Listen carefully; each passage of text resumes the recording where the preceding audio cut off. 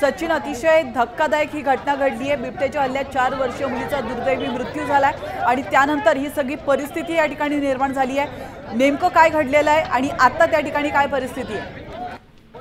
तिथं बघितलं तर कोपरगाव तालुक्यातल्या टाकळी शिवारातली ही सगळी घटना आहे आणि या 4 वर्षीय बालिकेवर आज सायंकाळी बिबट्याने हल्ला केला होता आणि या चिमुकलीचा दुर्दैवी मृत्यू झालेला आहे। खरं तर आता सध्या नागरिक कुटुंबीय असतील किंवा संतप्त जमाव जो असेल त्यांनी नगर मनमाड महामार्ग जो आहे तो रोखून धरलेला आहे आणि अक्षरशः मृतदेहासह चिमुकलीच्या मृतदेहासह या ठिकाणी सगळे नागरिक जे आहेत ते रस्त्यावरती उतरलेले आहेत।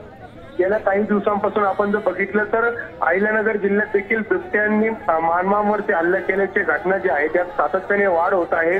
कोपरगाव तालुक्यामध्ये देखील या घटना ज्या आहेत त्या सातत्याने वाढत आहेत। काही दिवसांपूर्वीच एका चिमुकल्यावर अशाच पद्धतीने बिबट्याने हल्ला केला होता, मात्र त्यावेळी त्याच्या आईने मोठं धाडस दाखवून त्या चिमुकल्याचा जीव वाचवला होता।